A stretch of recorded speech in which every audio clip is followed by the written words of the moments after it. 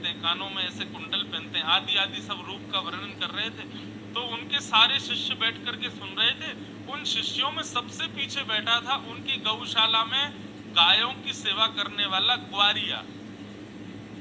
और वो ग्वारिया इतना सीधा था, इतना भोला था कि सब लोग उस तो उनके सारे शिष्य बैठ करके सुन रहे थे।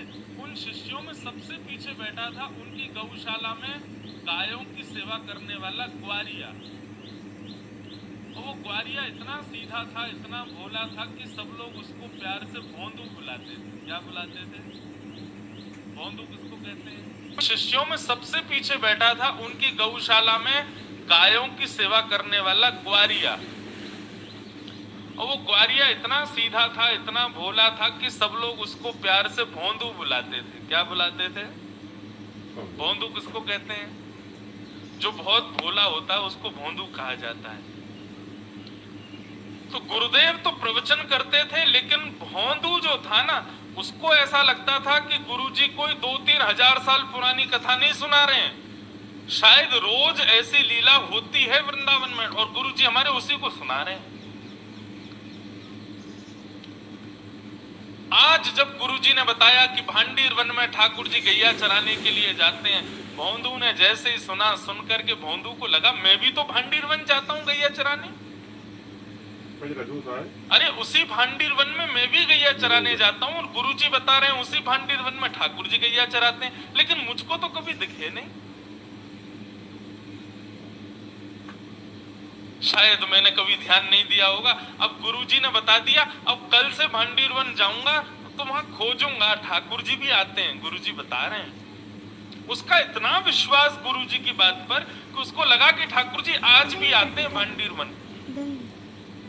अगले दिन गैया चराने के लिए भांडीर वन गया तो भांडीर वन में गैया सब घूमने लगी और वो यत्र तत्र सर्वत्र वृक्षों के नीचे, सघन कुंजों में, जंगलों में जाके ठाकुर जी को खोजने लगा। गुरुजी हमारे झूठ नहीं बोलते, गुरुजी सही बोल रहे हैं, यहीं पर गैया चराने आते हैं ठाकुर जी। अरे मैं ही अभागा हूं, मैं ही ठाकुर जी को नहीं देख पा रहा, लेकिन ठाकुर जी यहीं कहीं होंगे।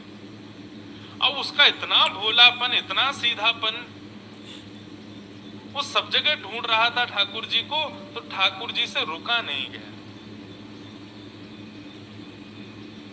अकेले जान भोंदू को अपने गायों के समूह को लेकर के, तभी भोंदू देखता है कि सामने से विशाल गायों का समूह आ रहा है और उस गाय के समूह के मध्य में श्याम वर्ण के पीतांबरी पहने हुए ठाकुर जी उसकी ओर आ रहे हैं।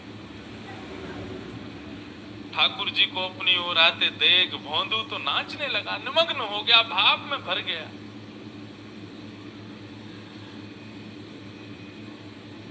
कटाक्ष नेत्र ठाकुर जी के, सुंदर कपोल, मधुर मुस्कान, घुंघराले केश, मोर मुकुट सिर पर, पीतांबरी पहने हुए, चंदन की सुगंधी महकते हुए ठाकुर जी गैया चराते हुए आ रहे हैं। भोंदू ने जैसे ही उसको देखा निमग्न हो गए। ठाकुर जी आकर के भोंदू के पास बैठ गए। अब भोंदू और ठाकुर जी दोनों एक दूसरे को देखें। भोंदू बोला, आप वही श्याम सुंदर हो ना जिनके बारे में हमारे गुरुजी सुनाते हैं? ठाकुर जी बोले, हाँ हम वही श्याम सुंदर हैं। बोले, अच्छा, हमारे गुरुजी आपके रूप का वर्णन करते हैं तो लगता है आप कितने सुंदर होंगे, लेकिन आज आपको देख करके ऐसा लग रहा है कि हमारे गुरुजी जो बताते हैं उससे लाख गुना ज्यादा सुंदर हो आप। बड़े प्यारे हो ठाकुर जी। ठाकुर जी बोले, अब केवल बात ही बनाते रहोगे, कुछ खिलाओगे पिलाओगे भी हमको? भोंदू बोला, आप मेरे हाथ का खाओगे? बोले, हाँ हाँ हम खाएंगे, तुम खिलाओ। मेरे हाथ का खाओगे? बोले, हाँ हाँ हम खाएंगे, तुम खिलाओ। तो भोंदू पोटली में बांध के 2-4 रोटी ले गया था, ठाकुर जी के सामने प्रस्तुत कर दी। ठाकुर जी ने प्रेम से पाया। अब सारी रोटी भोंदू की खा गए और फिर भोंदू से बोले, और खिलाओ। भोंदू बोला, ये मैं तो 2 ही रोटी लाया था, इससे ज्यादा मैं खाता नहीं हूँ। ठाकुर जी बोले, कल से और रोटी लाना, हमको भूख लगती है। और ठाकुर जी अपनी गैया लेके चले गए, भोंदू अपनी गैया लेके चला गया। भोंदू को लगा ठाकुर जी ऐसे ही आते हैं, सबसे मिलते हैं, वो तो मेरा ही दुर्भाग्य था जो इतने साल बाद मुझको मिले। भोंदू ने आकर के किसी को कुछ नहीं बताया, उसने गुरुजी से भी कोई चर्चा नहीं की।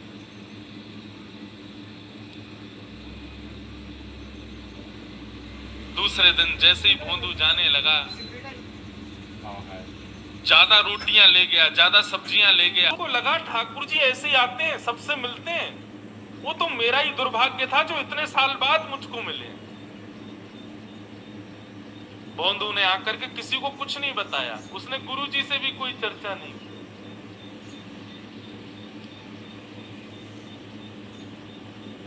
दूसरे दिन जैसे ही भोंदू जाने लगा, ज्यादा रोटियां ले गया, ज्यादा सब्जियां ले गया। तो रसोई घर के जो महाराज जी थे, उन्होंने जाकर के गुरुजी को बताया, बोले गुरुजी आज तो भोंदू इतना सारा भोजन लेकर के जा रहा है। गुरुजी आए, आकर के बोले भोंदू तुम तो इतना नहीं खाते, किसके लिए लेके जा रहे हो? तो भोंदू ने सहज भाव से कहा, बोले गुरुजी मैंने आपको बताया नहीं, लेकिन मैं जहां गैया चराने जाता हूं ना भांडीर वन में, वहां ठाकुर जी भी आते हैं अपनी गैयाओं के साथ। कल आए थे, मेरे से रोटी मांग रहे थे, तो मैंने 2 रोटी खिला दी, तो ठाकुर जी को कम लगी, इसलिए मैं ज्यादा लेके जा रहा हूं। तो ये ज्यादा पुरानी नहीं, 60-70 वर्ष पुरानी बात है। गुरुजी बोले भोंदू कौन आता है भांडीर वन में? बोले ठाकुर जी आते हैं। बोले कौन से ठाकुर जी? बोले वही ठाकुर जी जिनकी आप कथा सुनाते हो। गुरुजी बोले सच में ठाकुर जी आते हैं? बोले हाँ। अच्छा बता तो सही कैसे दिखते हैं वो? ऐसे कोई बालक मुकुट उकुट पहन के आ गया होगा, तुझको पागल बना रहा होगा? बोले नहीं गुरुजी मैं बताता हूँ ना, बिल्कुल कमल जैसे उनके नेत्र हैं, जब वो मुस्कुराते हैं तो ऐसा लगता है मोतियों जैसे उनके दांत हैं, कानों में ऐसा कुंडल पहनते हैं, और गुरुजी सबसे बड़ी बात, वे जब चलते हैं ना तो वो बाकी अदा से चलते हैं, और उनके पैर जब पृथ्वी पर पड़ते हैं ना, उसके बाद जब जैसे पैर हटाते हैं तो पृथ्वी पर एक अद्भुत सी सुगंधी सी उगने लगती है, एक अद्भुत सा दृश्य प्रकट हो जाता है पृथ्वी पर। पीली पीतांबरी पहनते हैं, चंदन की सुगंधी आती है, गुरुजी बहुत सुंदर लगते हैं ठाकुर जी। बंधुओं, जो सीधे लोग होते हैं ना वो झूठ नहीं बोलते, चतुर लोग झूठ बोलते हैं। गुरुजी ने मन में विचार किया, कोई और मुझसे कहता तो मैं मानता नहीं, लेकिन भोंदू इतना सीधा है, ये झूठ नहीं बोल सकता। भोंदू के मुख से ठाकुर जी के बारे में सुनकर के गुरुजी के नेत्र सजल हो गए, और वो कहने लगे भोंदू आज ठाकुर जी आएंगे मिलने के लिए? बोले हाँ आएंगे गुरुजी। तो बोले आज जब ठाकुर जी आए ना तो ठाकुर जी से कहना कि तुम्हारे गुरुजी ने उनको बुलाया, उनको यहाँ लेकर के आना, यदि आ जाएं तो। बोले अरे गुरुजी मैं लेके आऊं उनको? बोले हाँ तुम लेके आना। अब भोंदू को यहां भी ये लग रहा है कि गुरुकुल में इतने सारे चेले पढ़ते हैं गुरुजी के, मेरे से भी ज्यादा विद्वान चेले रहते हैं, गुरुजी किसी को भी कह सकते थे कि ठाकुर जी को ले आओ, लेकिन मुझसे ही क्यों कहा? उसको अब भी ये विश्वास नहीं हो रहा कि ठाकुर जी केवल उसी से मिलते हैं। उसको लगा सबसे ही मिलते होंगे, लेकिन गुरुजी ने मेरे को योग्य जान के मुझसे कहा कि ठाकुर जी को लेके आना। भोंदू तो नाचता गाता हुआ पहुंच गया भांडीर वन। जैसे ही ठाकुर जी आए, ठाकुर जी आके बोले अरे भैया भोंदू जल्दी रोटी खिला। अब भोंदू तो तैयारी करने लगा, पत्तल में रोटी रखने लगा, गुड़ रखने लगा, अचार रखने लगा, दही रखने लगा, और रखते रखते बोलने लगा ठाकुर जी आज एक प्रार्थना करूं? बोले हाँ बोलो। बोले हमारे गुरुजी आपसे मिलना चाहते हैं, आप हमारे साथ आज हमारे गुरुकुल चलोगे? ठाकुर जी बोले देख हम तेरे सखा हैं, तेरे मित्र हैं, तेरे गुरुजी से हमको कोई मतलब नहीं है, तुझसे मिलेंगे, तेरे संग बैठेंगे, तेरे संग खाएंगे, तेरे संग रहेंगे, लेकिन गुरुजी से नहीं मिलेंगे हम। चरण पकड़ लिए भोंदू ने, बोले वो मेरे गुरुजी हैं, मैं तो आपको जानता ही नहीं था, मैं तो इतने वर्षों से यहाँ गैया चराने आ रहा हूँ, लेकिन मैंने कभी आपको देखा ही नहीं। गुरुजी ने बताया कि भांडीर वन आप आते हो गैया चराने, तभी तो मैंने आपको देखा। जिन गुरुजी ने आपसे मिलवाया, जिन गुरुजी ने आपके बारे में बताया, जिन गुरुजी ने मुझे आपके योग्य बनाया, वो गुरुजी आपको बुला रहे हैं, आप मना मत करो ना, चलो ना मेरे साथ। ठाकुर जी बोले देख भोंदू तो जो कहेगा सब करेंगे, लेकिन ये तेरे अलावा हम किसी से नहीं मिलेंगे। और चाहे तेरे गुरुजी हो, चाहे गुरुजी के भी पिताजी हो, राधे राधे, जय हो बंसी वाले। ठाकुर जी रोटी खा रहे थे बढ़िया गुड़ के साथ में, तो भोंदू ने हाथ से रोटी छिना ली, बोले तो ये भी मत खाओ, ये भी गुरुजी की है। और पत्तल भी उठा ली, बोले ये भी छोड़ो, ये भी गुरुजी के यहाँ की बनी है, ये भी क्यों खा रहे हो। और सुनो ठाकुर जी, आपको मुझसे ही मिलना है, मेरे अलावा किसी से नहीं मिलना, तो मेरी भी वचन सुन लीजिए। मुझे इस योग के गुरुजी ने बनाया, और यदि गुरुजी से आप नहीं मिलोगे तो कल से यहां मत आना, मैं भी आपसे नहीं मिलूंगा। ठाकुर जी बोले तू अभी जानता नहीं है, बड़े बड़े लोग त्रिलोकीनाथ के दर्शन के लिए हिमालय पर जाके तपस्या करते हैं, तब जाके मेरा दर्शन मिलता है। और हम तेरे सामने इतनी सहजता से बैठे, तू कह रहा कल से मिलेगा नहीं। भोंदू बोला मैंने तपस्या नहीं की, मैंने अपने गुरु की सेवा की, तो इसका मतलब ये सिद्ध हो गया कि लोग 1000 वर्ष तपस्या करके आपका दर्शन करते हैं, लेकिन मेरे गुरुजी के चरणों में 1000 वर्षों के समान तपस्या का फल है। मैं उनको प्रणाम करता हूं, उससे मुझे आपके दर्शन हो जाते हैं। ऐसे गुरु को क्यों नहीं मिलोगे आप।